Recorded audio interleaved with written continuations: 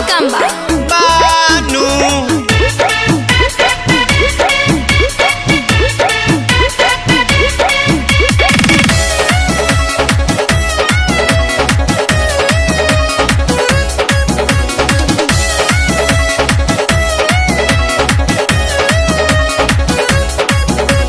घर में घुसता रह ना हमसे पूछता रह, काथी के रसीद ए देवर काटता रह।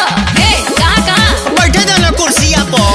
घर में घुसता रह ना हमसे पूछता रह, काथी के रसीद ए देवर काटता रह। जातानी माई के मूर्ति ले आवे तू ही कोरी हो परिछावन। दुर्गा पूजा के चंदा दे दो ये भौजी 251। दुर्गा पूजा के चंदा दे दो ये भौजी 251।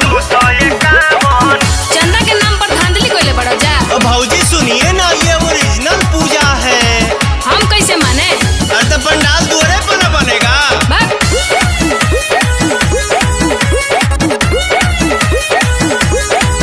हम सैया गइल बाड़े खेते, उ रहते तबे नु पैसा देते। बोलबो झूठ। सही हो। हे हम सैया गइल बाड़े खेते, उ रहते तबे नु पैसा देते।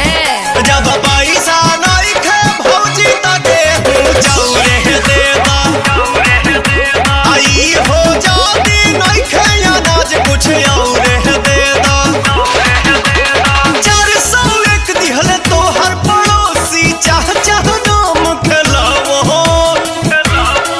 दुर्गा पूजा के चंदा दे दो ये भौजी 251। दुर्गा पूजा के चंदा दे दो ये भौजी 251। लेवे के बात हो 11 रुपया लो आ ना तो जा। भक्तियों में कंजूसी।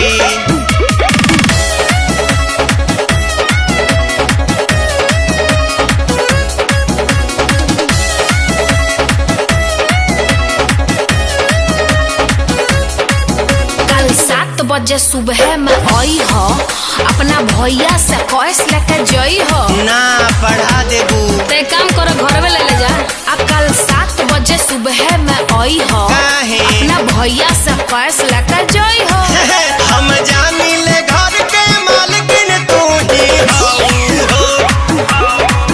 कुछ बोली है ना पवन भैया हमें काबू हम।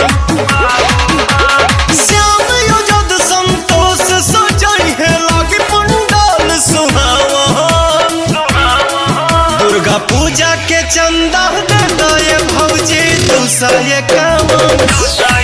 दुर्गा पूजा के चंदा दे दो ये भौजी 251। तनी का खा जेबो जा। हमा के पंडाले में 501 रुपया चढ़ाए। दिल जीत लिया आपने। जय माता दी।